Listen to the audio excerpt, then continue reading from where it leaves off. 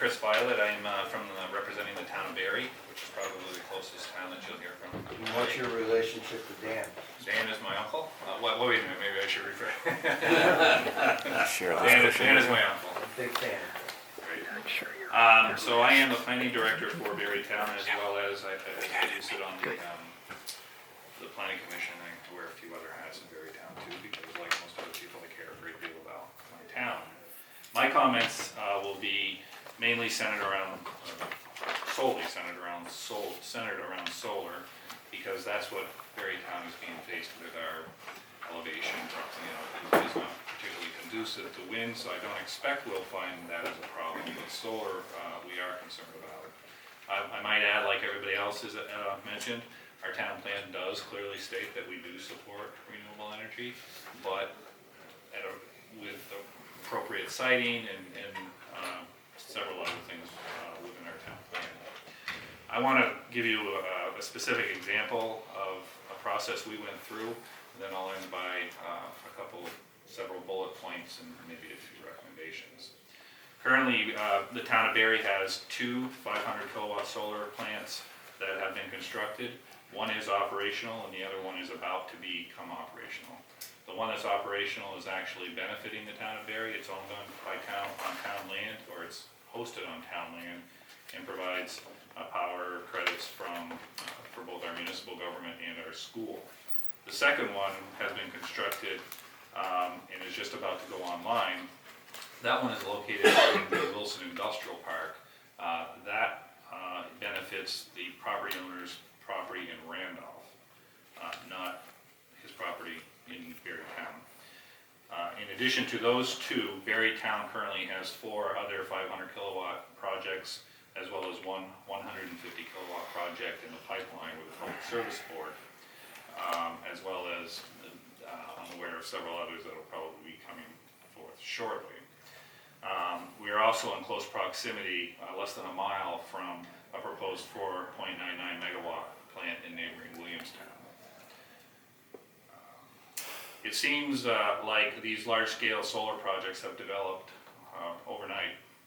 It also seems like every month we are being handed another application before the Public Service Board for a solar project. Our Planning Commission has done very little the last several months other than trying to deal with these applications, and I'd like to mention that the operative word there is trying. The Planning Commission has reviewed each solar project that has been presented, and we've even met with some of the developers. The Planning Commission has sent letters of concern and pointed out facts to the Public Service Board, and we feel that our comments were largely ignored. For example, when the Planning Commission reviewed the Wilson Industrial Park project, there was at least one glaring issue and a few other significant concerns that the PSB ignored. The petitioner had noted that the project setbacks to all the property lines were at least 20 feet. In fact, the project was proposing to be built over 3 separate parcels. One project, 3 parcels. Completely ignoring the boundary lines, so the setbacks in this case, equaled 0. In their decision, the Public Service Board states that the Planning Commission appears to be correct in its assertion that the project will not contain setbacks relative to the project interior lines. Nonetheless, we find no basis to conclude that the lack of setbacks between the interior lines of the project site, or the fact that the project exterior setbacks are 20 feet as opposed to 25, raises a significant issue under any of the sections of the 248 criteria applicable to the project. No other project in Barrie Town, certainly, and probably no other project in any town would be allowed to just completely ignore long-standing regulations regarding setbacks and structures crossing boundary lines. The petitioner presented it incorrectly. The Planning Commission pointed it out. The PSB dismissed it. In addition, the Planning Commission felt very strongly that building a solar project of this magnitude inside one of our most important economic development centers, not only to Barrie Town, but really to central Vermont and to a large degree, while all of the expenses involved in creating an industrial park, and our industrial park, all the infrastructure, for the most part, is complete. We have hundreds of thousands of dollars in doing that. and that was contrary to the town plan goals. The PSB dismissed it, stating that portions of the town plan cited by the Planning Commission were broad regarding economic development in the Wilson Industrial Park. We felt they were pretty clear.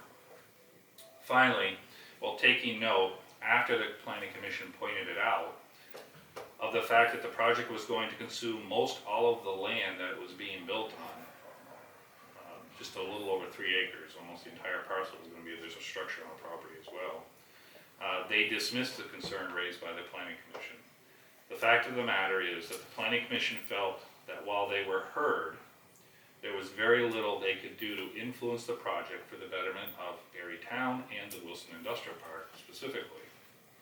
While the Planning Commission may have wanted to ask for a hearing on this petition, the process went fast, it was confusing, and the time was limited based on how often a Planning Commission meets, and quite frankly, like I said, the process was confusing. Working with the Public Service Board is daunting, it's intimidating, and at best, it really required legal counsel and significant expense if you're going to go down that road at the expense of the taxpayers. The takeaway from our experience so far with these commercial solar projects is that while we have input and regulatory control over how our town is going to be developed, we have very little say when it comes to projects that are much larger, to a large degree, than some of our biggest commercial and industrial uses. It just seems odd. I'd like to relay one other thing with regard to the Wilson Industrial Park project. When the developer came to a joint meeting between the Planning Commission and the Select Board to hear about the project, the Planning Commission raised many issues, and they were in a very point-of-fact way, I struggled to come up with a good word for it, we're told by the developer's attorney that we don't have to follow your rules. This attitude left a very bad taste in the mind of the public officials in Barre Town.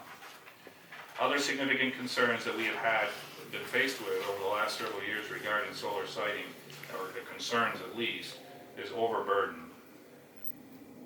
My town feels like a limit should be placed on how much solar any single town, any one town, should be expected to contribute to the overall solar build-out limit. Our town is probably prime for a lot of solar development based on our open land and our south-facing slopes.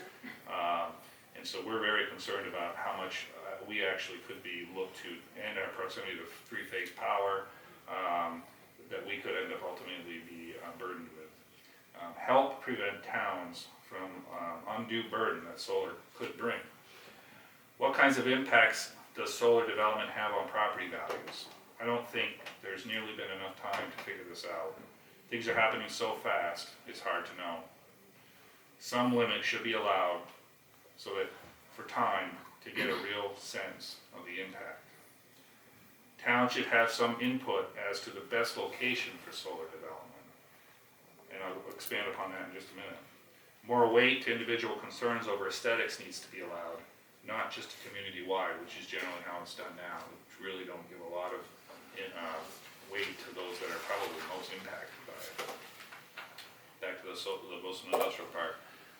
Unless proposed by a municipality, and mostly because the municipality has the best interest of the town in mind when it comes to economic development, job creation, solar projects should not be allowed in an industrial park, especially one that's completely built out, but really any of them, they're planned, or even tax increment financing districts, especially ones that have already been invested in the infrastructure like ours. Industrial parks and TIF districts are intended to boost municipal economic development and job creation. Land for this purpose is limited, and solar development does very little to support the goals of either.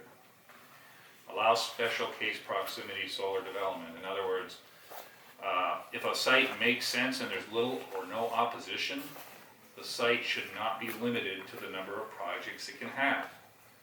The site I mentioned earlier that the town hosts on town land is a prime area to host another 1 or 2 equally sized projects, if not more. But it can't because the first project's already there. This site has limited visibility, its use is limited, it's a former, related to the granite industry anyway, and it's mostly granite fill, and We wanted to build our town garage there, but we can't, so nobody can see it. And has very good access to three-phase power. I encourage the committee, if you want to go take a look at it, it's close by, and I think that's important to take advantage of the areas that we have that probably nobody would be opposed to that location. Allow local benefits. Neighbors and the municipality of a project should be able to somehow realize some benefit to hosting a solar project nearby instead of the power or the credits going somewhere else. Decommissioning, this is critical, and I don't think we've heard enough about. It's a major subject. What happens to solar arrays once their useful lives have passed is a major concern. Decommissioning must be part of the process and included as part of whatever decision the Public Service Board makes. The public good is certainly not served in the future if these worn out panels in their time are not removed and disposed of properly.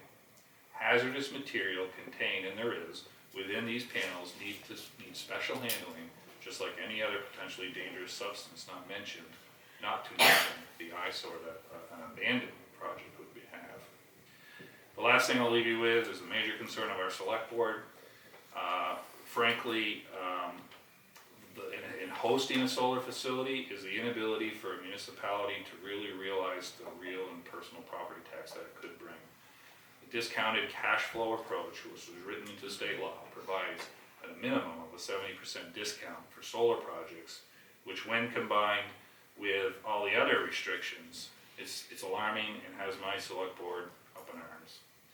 The project I mentioned on town land that the town hosted, they expected, and it was presented when the project was put forth, that we would realize somewhere in the vicinity of $25,000 to $30,000 in tax revenue, and in the end, it's $6,000. So significant discount. I thank you for your time. That's all I have, and if you have any questions, I'd absolutely love to answer. Bob, ask your industrial park question. And that's exactly what I was gonna ask. The anticipated. Your industrial park, who owns it? Does the town own it? The town of Barry owns the land that isn't developed. Then why couldn't you control the solar panels from coming in? The way you can, well, we can control if we wanted to sell the property to somebody or not sell the property to Right, somebody, right. absolutely. But you could sell the property to somebody, you don't know for sure that that's what they're going to do with it. But right now you've sold it to somebody that you know is gonna use it for that. While the previous one that I mentioned, that land had been sold and resold numerous times and used, it was 3 lots as I mentioned. And then somebody else had come along, so I think probably on his 3rd or 4th owner. And we always anticipated that those lots would be further developed industrially, and the developer decided to cover the land with solar. So we can't control necessarily the land that we don't own. Exactly, yeah. And we don't even know for sure if the land we sell in the future, you can put covenants on it, you can put restrictions in the deed. So maybe that aspect of it, but you don't always know that. Marty. Is that Wilson, thank you for your presentation. Is that Wilson Industrial Park developer local or from out of state? The developer of that particular project is local. He owns many properties throughout Vermont, really. And are you able to share with us who the property owner and Randolph is? Who the property owner is Patrick Malone. He owns a half of Barrymore. Yes, he does. And in Springfield. Mike. Yeah, so one of the comments that always comes up is that development of one of these projects doesn't benefit folks locally. And my question would be, what kind of benefit would you like to see from a project that's in your community? How would you define that benefit? Well, I can give you an example. One of the projects sits within a few hundred feet of a home, 2 really. And the way I understand the law and the way it was presented to us is that those folks can't realize any of the benefit of that, the power coming from that project. So some of their concerns are great because it's built right in their backyard essentially, so they're worried about resale value. But the if you could at least offer them, say, you know, some reduction in their power bill, that might help, but they can't. So if a gas-fired power plant were to be built on the same property and fit within your zoning regulations and everything, would you want to see a similar benefit from that? My feeling would be anytime you get a benefit from something that's, you know, potentially adversely or affecting you and possibly adversely affecting you, I would say yes. So in the past, I don't think we've ever required that for any kind of project that would be, you know, generation of energy. That if it's solely contained within the property where it's being developed, and the owner of that, whether it's a utility or whether it's private concern, there's no requirement to share any benefit with anybody that's outside that property. So you know, and But typically, a good developer extends benefits to people who might be impacted, you know, or offers the benefit. I mean, certainly the town of Vernon got a lot of benefit. well, in terms of And they weren't, and, you know, well, I guess it was originally a state, but let's say when Energy bought it, they weren't required to provide benefit, they did. what kind of benefits do they provide? Millions upon millions of dollars. Right, okay, so a benefit in terms of taxes or something like that, Yeah. tax mitigation. Yeah, and, yeah, I can see that. And what I hear is that, oh, I want some of the power. Because I'm right next door, I want the electric bill or something like that, which I don't think is typically a benefit that's extended for any kind of project. From what I understand, and what the developer told us at the time, especially when I heard it before, is that can't even be done. They're not allowed to do that. They're not allowed. You mean in the power, it Yeah. depends if it's a net metered project, Right. and they're, you know, that they purchase the offtake of it. Exactly. I'm not sure the committee understood the impact of, I know about your projects, of the co-location issue you have. You had one in a gravel pit, right? Well, it's not really, Or it was a, it's really wasteland left Yeah. over from granite. but you had enough room there for another one. At least one, if not two. Right, and you weren't allowed to develop it there because of that co-location That's rule. correct. And that was about, when we did that many, many years ago, that was about, you know, trying to pre-think whether we were gonna have some scammers in the Right. future.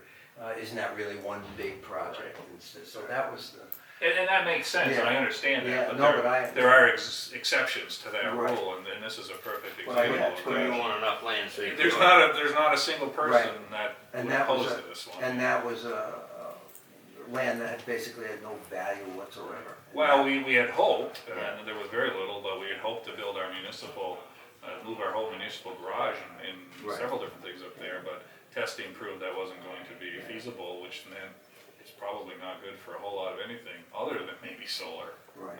But unfortunately, Right. we're not allowed to build anymore there. I have to go. Thank you. Thank you for driving all the way down. All the Mr. way up. Violet, you have a lot of specific ideas and suggestions for the committee, so you may want to make sure that Claire, our assistant, has your testimony before you Okay. go. I know Karen's going to get everybody's to us, but it seemed to be a lot that people were writing down, so Absolutely. if you could leave that with them. And most of this same stuff I presented to the solar siting task force at all, as well. I don't know if it'll end up in their recommendations, but, It may, and that may go to the Senate. but yeah, I'll absolutely. Thank you. So, thank you. So we have less than 10 minutes. The next person on our list is Joel Cope. Is that, or we could go to somebody else, but we do have the time at 2:15 to hear our last four witnesses.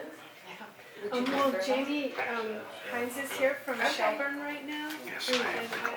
Joel might be outside, I'll have to chat Yeah, everybody's gonna have to leave right at noon, so. Okay, If I that will, works for you. absolutely, yeah, I Okay. mean, I'll start going through my pre-filed testimony, and then please interrupt, sorry, I haven't been in the Senate, so Yeah. I will just pass out hard copies for the committee. Good morning, and thank you for the opportunity to testify. My name is Jameson Hines. I'm here on behalf of the town of Shelburne and serve as the Vice Chair of the Shelburne Planning Commission. My focus today will be on the Section 248 process, specifically as it relates to solar energy facility siting applications, as this is an area we spend considerable time on as a town and as a planning commission. From the town's perspective, we see many parallels between our real-world experience in the Section 248A telecom facility siting process and what many Shelburne residents perceive as an oncoming tsunami of future solar and wind facility siting applications that may have negative impacts on Shelburne's character, quality of life, and reputation as a leading tourism destination in the state, thanks in large part to Shelburne Farms and the Shelburne Museum. I mentioned Section 248A since we recently lived through and experienced firsthand the imbalance of bargaining power between the Public Service Board as an institution and the citizens of Shelburne. Despite Herculean efforts on the part of a resident named Hope Johnson to have a voice in the siting process for a 75-foot cell tower adjacent to her property on a private road near the Shelburne Municipal Airport, it became clear to everyone on the Planning Commission that the decks are stacked against the average citizen in the Public Service Board process. While I recognize and appreciate the telecom siting is beyond the scope of today's hearing, we see many parallels and similarities with the Section 248 energy siting process. Based on our experience, it's become clear that it's time to rethink and restructure the Section 248 PSB process to allow Vermonters and municipalities to have a more meaningful voice in the energy siting process. To be clear, Shelburne supports the promotion of renewable energy goals and the consequent shift away from fossil fuel dependence. Shelburne's town plan supports energy diversification, and we are coming at this issue with a proactive mindset and a willingness to do our part to further the state's comprehensive energy plan goals within reason. According to recent data provided by the Vermont Sustainable Jobs Fund, in Shelburne alone there are close to 70 solar energy installations and more than 2,700 kilowatts of solar generating capacity. It should come as no surprise that neighboring towns are seeing their aesthetic, sense of place, and quality of life greatly diminished by the installation of community and utility-scale ground-mounted solar energy facilities in scenic view corridors, recreational byways, and ridgelines. One only needs to drive south on Route 7 into Addison County to experience the pressures on open space and to see how our historic land use patterns are being disrupted by both community and utility-scale ground-mounted solar facilities. Preservation of Shelburne's scenic viewscapes and open space ethos are critical attributes for the town to continue to defend, especially in light of Governor Shumlin's recent statement that the number of solar installations in Vermont will double in 2016. While the minimum setback requirements and screening standards enacted in Act 56 were a step in the right direction, the town's view is that there's more work to be done. Providing for PSB hearings to be held in affected municipalities and mandating that PSB decisions address each local recommendation and land conservation measure in adopted municipal plans are two straightforward recommendations that, in our view, can and should be implemented this session. Enhanced local engagement in the CPG process will allow municipalities to more proactively site solar and wind installations. By way of example, we're actively discussing creation of a new map for Shelburne's comprehensive plan to designate preferred locations for future telecom towers and solar energy generation facilities. We are on the verge of enacting a solar energy generation facility siting ordinance and thank our friends in Rutland Town for their forward-thinking and pioneering efforts in this regard. However, we want to ensure that these efforts aren't all for naught. Without more concrete guidance as to what clear written community standards are, and revisiting what it means to give substantial deference to municipal considerations in the Section 248 permitting process, we will be left with the status quo, which has resulted in an adversarial, contentious, costly process that hasn't optimized outcomes for locating energy generation facilities and that has ignored local land use, goals, and objectives. Having experienced the PSB's recent definition review public hearing process for certain Section 248A standards, which included revisiting the definition of substantial deference, it became evident that there's a clear conflict of interest with the process of asking a quasi-judicial agency to write its substantive standards of interpretation. Working with VLCT, Shelburne Planning Commissioners spent meeting time and personal time providing input and recommended changes to these key definitions as part of the PSB's public hearing process. Many other towns did the same, only to see our suggested changes ignored without any explanation as to why our proposed standards were rejected. The legislature needs to assert itself and revisit these critically important PSB standards and further ensure that the Queechee test isn't being watered down or otherwise reinterpreted by the PSB, as these are Vermont Supreme Court precedents that only that body should be asked to reinterpret if and when that time comes. The recent Cold River Road decision is a case study in how the applicable standards can be interpreted to suit the PSB's will, despite a community's best efforts to thoughtfully engage in the CPG process. As a state, we can and must do better. We ask that the legislature live up to its charge as the representatives of the citizens and restore a semblance of balance to the energy siting process. Thank you. We have time maybe for one quick question, or folks can catch Mr. Hines in the hall. There's a large solar array down by the railroad tracks on the west side of Route 7. Is people happy with that or dissatisfied with that? Is that on Harbor Road? On Route 7 or off Harbor Road? As you, Beach Cove Road? it's a rather large one. It's on the west side of Route 7 as you go past the railroad tracks down there towards the lake. Okay, yeah, I think you're talking about. Shelburne, isn't it? It is in Shelburne. People have a problem with that or not? Not that I've heard generally. I think we're coming at this a little bit more proactively. We haven't seen the number of applications and installations that say New Haven or some other towns have really been facing over the past 18 months. And we are trying to be proactive in our town plan and developing the siting ordinance and trying to just make sure that we look at some of these key standards and definitions thoughtfully and that we collaborate. It seemed like if you were here, and I don't know if you were here last year or not, it was a concern about solar trackers in people's backyard. Is that what? I wasn't here last year. I have not heard specifics about that, but that doesn't mean it's not an issue at the town level. We just really have not heard much as far as public. Thank you. Thanks so much. Thanks for coming. Thank you. After the floor, we have Joel Cope, Don Chaffee, and Larry Lieber.